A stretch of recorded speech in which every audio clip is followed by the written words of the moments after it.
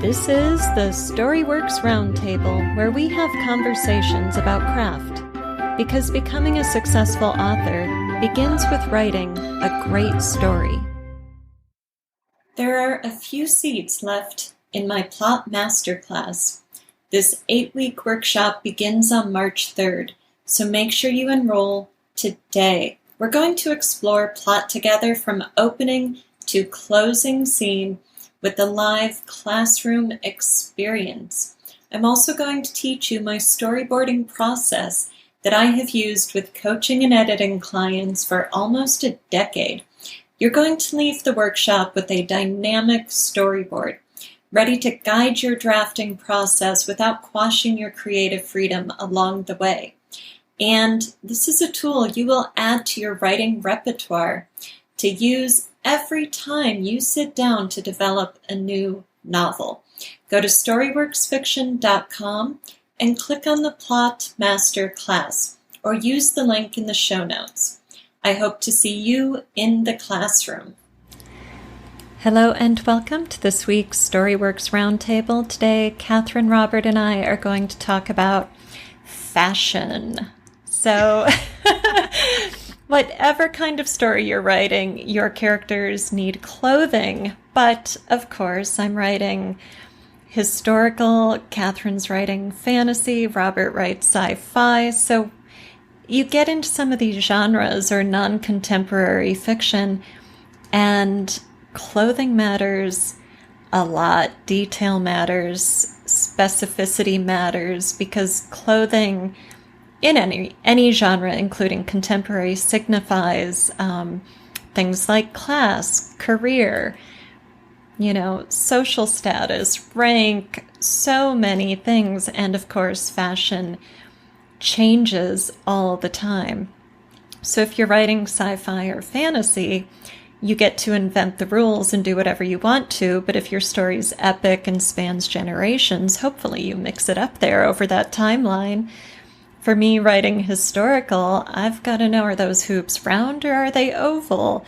Is there a bustle? Are there mutton chop sleeves? It gets pretty complex. So I'm just going to turn it over. Thoughts on dressing your characters or problems you've encountered in the realm of fashion? I think dressing your characters is a lot of shortcuts. You get to take a lot of shortcuts around having to explain things that you really shouldn't be explaining anyways. Mm-hmm. You can use fancy dress or crazy accessories or jewels or whatever to give a shortcut for, or maybe the utility of the clothing, right? Mm-hmm. For their status, for what they are, for how they relate to your protagonist. So using that in description to kind of shortcut a lot of maybe things that you might have to explain. That's where I really enjoy using fashion.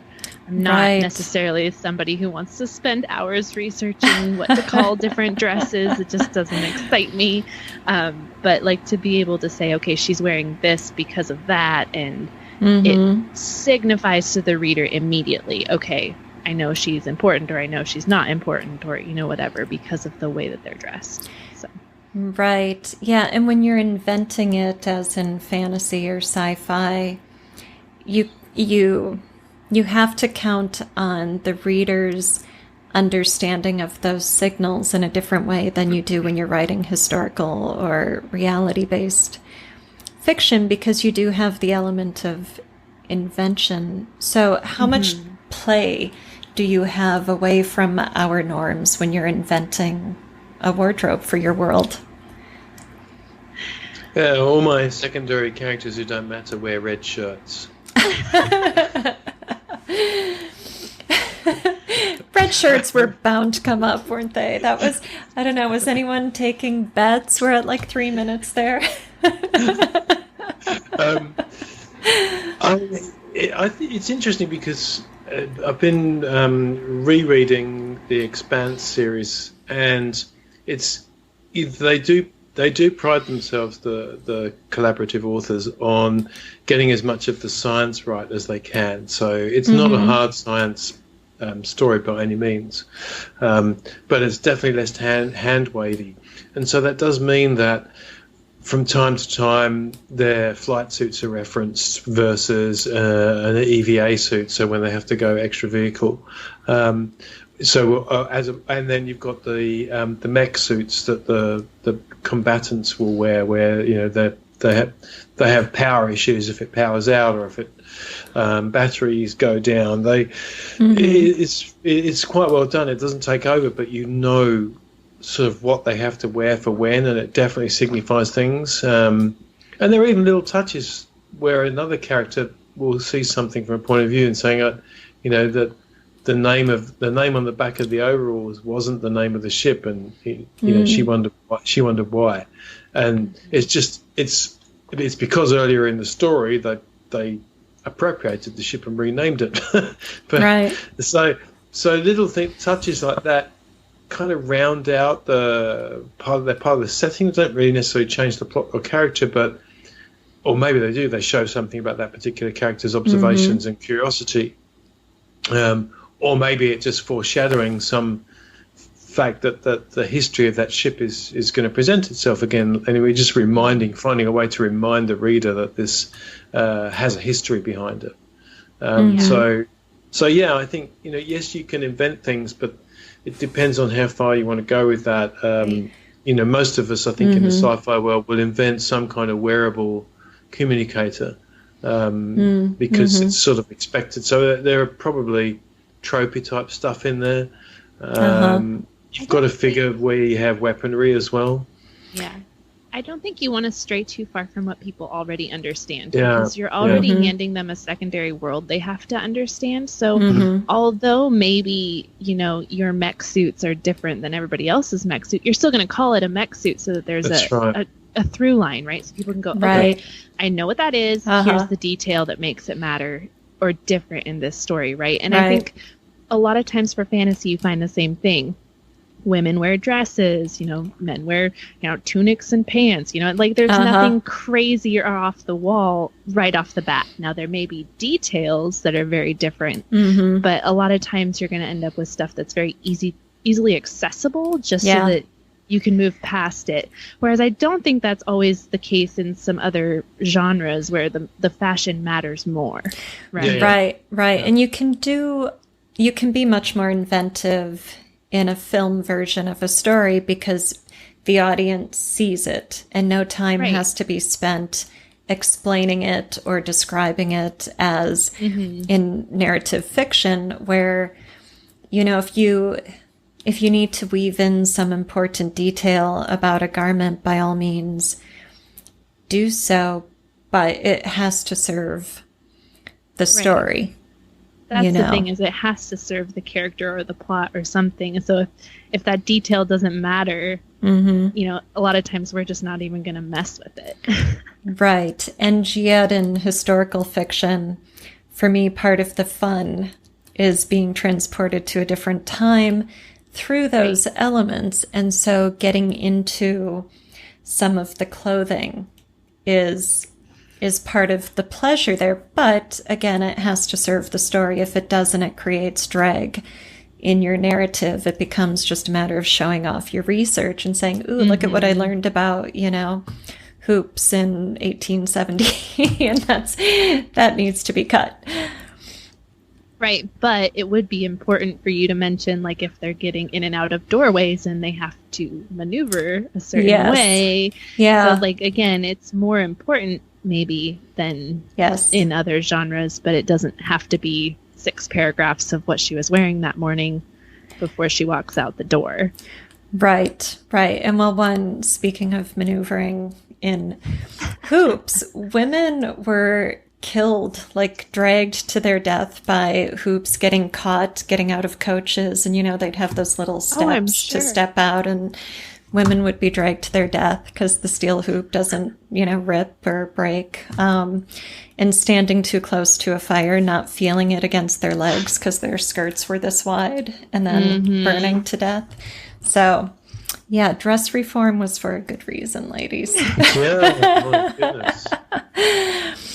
Yes. Well, and those are things that, again, you can use in your world building and other, even secondary worlds and things. If you want to throw something like maybe the fashion becomes, a problem because they catch fire or can't get out of a coach, so you can use that to your advantage for sure. Yeah, definitely. Fashion can create very interesting metaphors in our fiction.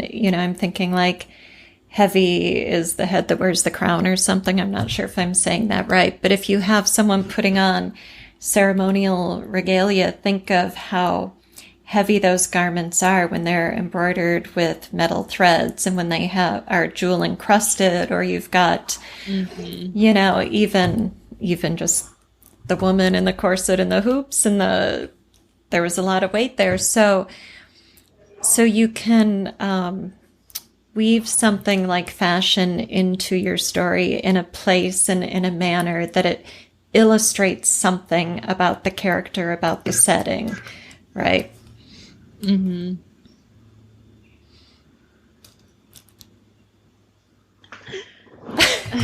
We're full of ourselves, aren't we? Yes, I know. I'm trying not to monopolize here. I'm like, anyone, open it up. Yeah, my character, Evelyn, becomes a seamstress, and I didn't know she was going to become a seamstress at the beginning of the story. But she's in this school where everyone is taught a trade so that they can be useful to the school. And then if they're released, and she is, and so she ends up working in a factory, the Munsingware factory here in Minneapolis, real place, if anyone knows it. Munsingware, not Minneapolis. Both. But I was thinking, okay, she works with fabric. This is her trade. She sews. How does that shape her worldview and her perspective? And so she's been in this life where she has been at the bottom of the social and economic heap. And now she's finally moving out into the world. And there are these women at the top of the heap who are, the charitable maternal reformers who are very high class. But then she starts to be introduced to that middle tier of professional woman. And suddenly something fills in for her in her life's perspective. It's not just working class factory girls and, life of leisure, upper class women. Oh, look, someone can have a career, someone can have an apartment and a car who is a woman, right? And so using the fashion of the time as a sort of eye-opener, as a gateway for her to understand the quality of materials and what a person can afford to buy and wear is shaping her character's arc. It's giving her an opportunity, an idea of who she could become in this world other than working class factory girl, Mm-hmm. Yeah, and it makes a lot of sense then. There's not someone else just telling her. She's noticing it from her own growing observational skills by becoming the seamstress and starting to see things you wouldn't know before. So like any of us, when we've not understood how something is created, if you try and create it for yourself, you get a great appreciation for it. So it would make sense then that her mind would be trained to look for those details that maybe somebody who wasn't a seamstress wouldn't see, but it would then connect to her understanding of status and possibility. So that's clever. I like that. So using the fashion as little cues for character stimulus. Right.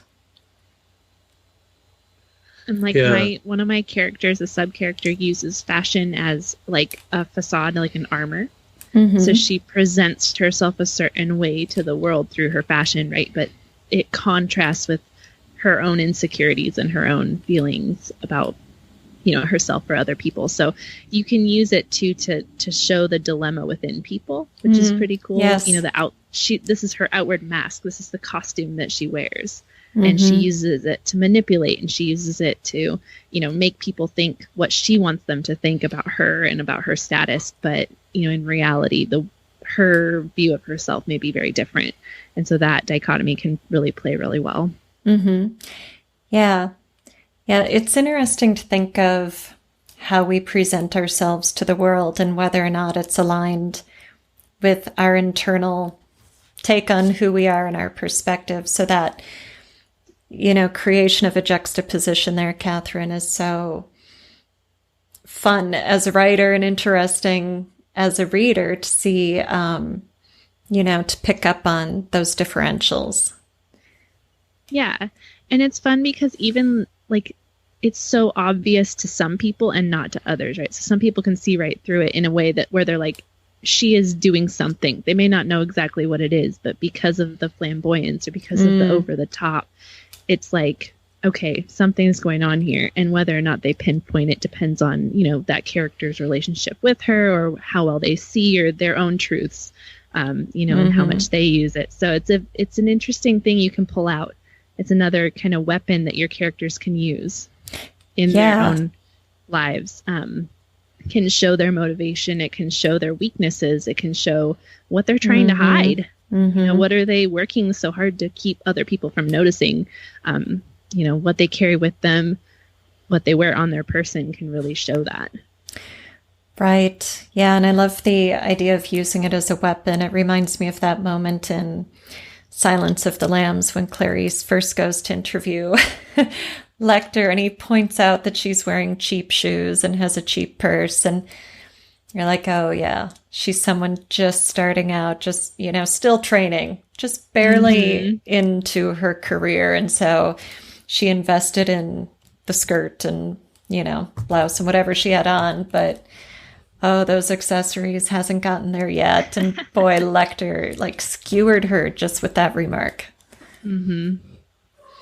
Yeah, which reveals a lot about her own insecurities and the journey that she needed to go on, right? So it did. Yeah. It's harder to find and use these elements when you've got the sci-fi military spaceship because everyone's dressed in a uniform, right? So are there ways, Robert, that you have found to incorporate some of these sort of personal wardrobe elements into your characterizations and your plot? Yeah, I mean, in the same way that you do with contemporary things, people have their favorites. So if they can't if they're away from their own favorite battle armor, then that's going to make them feel off. Because there's something that they're used to battling in, or entering into combat with, or maybe something that they're unfamiliar with, and it's just a little bit too fancy, and all of a sudden it's, hey, where do I power up the plasma on this? So you can definitely introduce things there, no question about it. Tribal nature comes in. So if it's military sci-fi, then you've got all of the insignia and different ways that those outfits can work. I was referring to The Expanse. There's a bit of that in there. They'll notice that this was a typical Martian mech suit. They were quite advanced, and you wouldn't want to take one of those on in a fight because they'd just rip your arms off. So, it didn't matter that they didn't have weapons because you could just shoot at them and it wouldn't come apart. And if they got to you physically, they'd just tear your head off because that's, so yes, you can use things like that as elements of conflicts and stakes for sure. To some degree, the adornment, I suppose. So if somebody's got a cheap EVA suit, or one that isn't protected against stray objects puncturing it. There are definitely different ways that you can use. You wouldn't necessarily call it fashion, but how you use the clothing. Right. In zero gravity, there are going to be things that play in there as well. So, you don't want clothing that flaps around because it's just going to float around in the air. Right. You want things that tether. So there are that. So you want pockets that close, if that becomes important to what you're doing. But it might be somebody may have accidentally left the pocket open, and a critical device that they, maybe their communicator or something came separated from the wristband, and now it's floating somewhere, and they're both floating, and no one's got any access to anything physical anchor to push themselves off. There's nothing you can do. It's just you can just spin around. That's all you can do. Right. Wow. That sure beats the I forgot to charge my phone excuse for getting your characters out of touch. Yeah, but you then wonder, I think, well, if it's that futuristic, at the moment, a lot of us live in houses where you can just call out to some device and it will do things for you. So, right. Why exactly they can't do that? My communicator's out of reach. We'll just yell to it,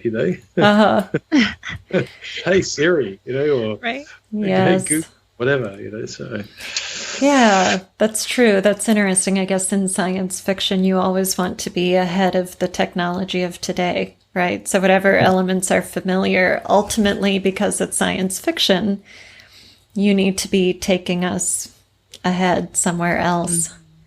Yeah. And they did it back in the Star Trek days, where it was sort of away from uniform a bit, but it's again down to the accessories. So they had their communicators, and that was an accessory that they needed, and if they didn't have it, it was a problem. Or if it got locked away behind some kind of force field, then you could orchestrate the conflict that way. But they had a ship computer they could talk to. Yeah. So way ahead. Yes. Yeah. And as creators of not only the world, but also the characters and the wardrobe, we have to drill down not just from what is the culture and what does an outfit signify in terms of class or something, to what does this individual like? What do you carry on your body? Is there an item, maybe a locket or a ring, that's sort of a totem for this character? Or is it a weapon? Is it concealed? Is it out in the open? What does this mean for the character as an individual with an individual's psychology, and also for everyone who interacts with the character, who might see this item or, Yeah, I think that also you've got superstitions in there, haven't you? I mean, I was just thinking as you were saying that I follow motorcycle racing, but this is the same in almost any high-performance athletic area, where they'll have their favourite piece of clothing or their lucky sock they must wear, and if they're not, then it actually can be detrimental psychologically. Right. So you can have things like that happen in your plot, where all of a sudden, they're on a flight to San Francisco, but when they get there, their luggage is gone, and now all that stuff they packed for the important meetings, not that, and they can't wear the sharp suit that they'd planned to take on these guys in this meeting, and so they have to find a different way to be powerful. Yeah. Complications with fashion. That's can't get away from it. It's not really fashion, is it? It's I suppose it's how the exterior of the character is presented, and what either works or gets in the way. It is, and it's a layer of character development. I do talk about it in my book and have people go through an exercise of dressing their character. Like imagine your character walking into a coffee shop, and if your character is wearing Ugg boots and yoga pants and has a hemp, book bag over her shoulder and a messy bun, that's a very different person than somebody who walks in a sport coat, carrying a briefcase, wearing a Rolex, or somebody who walks in with a top knot and a goatee and a tattoo on his neck. Or so whatever we choose in terms of both wardrobe and accessories conveys a message to everybody who encounters us out in the world. And we construct that message based on how we do our hair, our faces, our wardrobe, our accessories. All of these things are part of telling the story. So if you write characters who just wear jeans and t-shirts and tennis shoes all the time, think about why that is. Is it because that's who that character is? Are you making every character present that way? Or is it because you haven't developed your world's wardrobe? Right. Yeah. Which is something that you actually have to spend time on, which I have hated, but I have done. Really? See, I love it. Oh, I yeah. love doing the research. I love looking at the pictures and finding out okay, it's 1929 now. Are the waistlines coming up? Are the hems going down? What's I happening? just wish I could find a resource that just like named a whole bunch of articles of clothing, and then I could like pick my favorites, because I hate naming things. I hate coming up with new, like, I just want to like make it work the way I can see it in my brain, and I just want names to be there right away and not have to. There fuss with are it, books so. that do that. I know. There are. I Just need to find a good one. well, just look at some costuming books, and I would look at historical, like fashion or costuming books, because you're world building, and you've got a religious system, and you've got a system of nobility. So you aren't just going to be looking for jeans and t-shirts. You're going to be looking at a much There bigger. are lots of bracketed words that say name for fancy dress here. Right. Yeah. Well, and often that's just gown, or if it's the afternoon, it might be tea dress. So then you need to do some description. Sears Roebuck catalog books are great for certain eras, because the description tells you what the fabric is, and it uses the words of the period to describe the style, what kind of detailing is on it. Good You tip. know, yeah. So even if you aren't writing historical fiction, you might look for books like that just to get a sense of descriptors. Oh, what is that neckline called? What kind of fabric makes this kind of dress? You know, what's a floaty fabric? What's a heavy, warm fabric? Do I want a stole or a fur collar, or, Right. you know? Yeah, and maybe what they would have access to in the time period that you're trying to set, whatever in. So Yeah, or like a lot of the fantasy. natural fabric or a man-made fabric, or that's a thing too. Yeah. I think also in sci-fi you've got many intergalactic stories where you don't actually see much difference between what people are wearing. Now, you could argue, okay, well, the time frames are shortened, and the smaller our world gets, the more similar we become, I suppose, to each other, because of the fact that fashion gets exported so fast. But intergalactically, if you're going to have remote colonists, they're going to develop their own different foibles and quirks around what they wear, or things that are important for the particular climate and geology that they're in, for example. So maybe they have to all wear rubber-soled boots because the surface of the planet carries a charge. So there are things in there that you can play with to illustrate difference, and then you don't need to go on and on and on about it. You just refer to it a couple of times, and it keeps the difference there in the reader's mind. Yeah, that's a really great point. It reminded me that if you've got something like colonists, the clothing they bring with them is going to wear out in a relatively short period of time, depending on the conditions and how physical their labor is, maybe even in a couple of years, and they're going to need new methods of making clothing. So maybe there's a hemp-like plant, or maybe there's a silkworm type creature or something, but they will need the technology to weave or manufacture and sew cloth. And so, I think a lot of science fiction manuscripts I've seen, they go off to this other world, and they've got their doctor and they've got their engineer and they have their farmer, but where's the seamstress or the tailor? Where's the weaver? Right? Come on, people. Yeah, they're important. Yes, they are.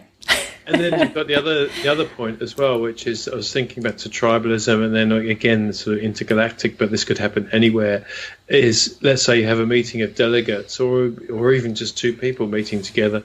If they're strangers and they come from different tribes, colonies, worlds, or whatever, then there could be a degree of ridicule around what each other is wearing. So I could never wear that thing that everyone wears on that particular planet.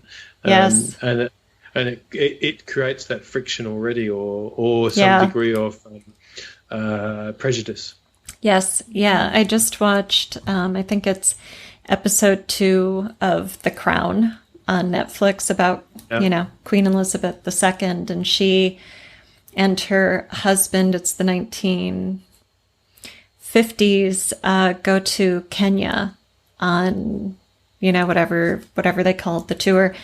And they're walking past these tribal kings, and Elizabeth is greeting them and, thanking them for their support. And her husband just acts clueless. I have no idea if this is based on fact or pure fiction, but the character, her husband, looks at this one, tribal king, and he's in African dress. He's got like an animal skin kind of tunic on, but he's got military medals. And the husband is like, oh, I've got that one, and I've got that one, and where did you get all of those? And then he looks at the next guy who's wearing this kind of football-shaped headdress that frames his face. And he's like, oh, nice hat. And Elizabeth backs up and says, that's not a hat. That's a crown. And it was just such a brilliant moment of cultural mistake. Just, foot in the mouth disease. and he's renowned for it as well. This is Prince Philip you're talking about. Yeah. So, renowned for putting his foot in his mouth. Yes. And boy, was that a big one. You're like, oh, Lord, way to bridge the cultural gap there, Philip. But yes, and it's a great example of misreading somebody's wardrobe. So if, as you were saying, you've got people from different tribes or different cultures coming together, what their adornment signifies can easily be misread by the other person because they don't have the same understanding. All right, final thoughts? Or final... Well, I think, don't ignore the clothing, really, because if you it's a little bit like having too much happening without grounding your characters in a room or some kind of setting. If you don't establish, not that you have to go in great detail, but if you don't establish, who they are by what they're wearing, sometimes you can go through the entire book and not have a clue. I don't know if it matters that much, but maybe it's sort of, if you don't do enough of that, then it's as if your characters are acting their plot out in a vacuum. And clothing is one way to keep it grounded. Right, and I do notice that in manuscripts when readers neglect fashion or descriptions of faces and body types. You can go so long without it jumping out at you, but eventually it does. Eventually its absence becomes conspicuous. Yeah, and as readers, you kind of go, wait a minute, I have no idea what anyone looks like or what anyone has worn for 80 pages, what's going on here? Or even if they dash out to the car through the rain and you've never described anything they're wearing. Did they stop and grab coats? Do they have impervious wear? Are they living in a naked society? How is this all working? So even though you don't have to describe it or even refer to it, there's an unconscious expectation in the reader that, okay, I'll pass up on it that time because it wasn't necessary and it's already exciting. But the next time, they're caught in a storm. And nobody says anything about umbrellas or sou'westers or anoraks or anything. And then the next time it gets really, really cold and I hope we get to our destination soon, but you still got no idea what they're using to keep them warm. That's, I think, when it pops up, when it becomes a pattern. So you can get away with it here and there, but if you don't ground it every now and then eventually it pops out of the unconscious, and as you say, people say, hang on a minute. Right. Yes. Hi, Arya. And then you've got clever things like Jack Reacher, where, he's a nomad and he just throws his clothes away and buys new ones. And it becomes a little foible of his character. So it's quite clever, really, getting around that idea that he would always be carrying around this big suitcase if he was this and he's a big guy as well. So how does he get around that? Well, he just, he's so much a loner that he even throws his clothes away rather than washing them and just buys new ones. Wow. It has reasoning behind it when people ask him, so, hang on a minute, I need some clothes. Well, there's a laundrette over there. No, I just need some clothes. He went, why don't you, but I don't understand why. And he goes through this elaborate thing of, well, look at it this way. If I did this, it would cost me this much. I'd have to have a suitcase. I'd have to be booking that in and out. I'd have to be doing this. It'd weigh me down. So I'll just go and buy new ones. What's wrong with that? You know, and he doesn't see anything wrong with it. And people look at him like he's crazy because we would. Because we would. But, that's what I'm thinking right now. That's so wasteful. How can he do that? He doesn't have a house. He doesn't have anywhere to store them. He's on the move all the time. He doesn't care about them. He wears the same thing all the time, more or less, anyway. Mm-hmm. So, so after a while, you see his argument, and it becomes part of his minimalist psychology. His very black and white thinking, right? That he uses to dispense with villains, and so you can kind of forgive him for some of the despicable acts he does. Right, and that's a really interesting use of. That's an interesting character trait, to develop that quality in him and to apply it to his clothing, and then have this whole rationale that works very well for the stories and the genre, as well as for the characters. So instead of just expecting readers to suspend disbelief on that issue of luggage and wardrobe, he's built it into the story and made it make sense for that character. Yep. Yeah. Thank you for listening to the Storyworks Roundtable. Find all our shows, show notes, and videos at storyworkspodcast.com.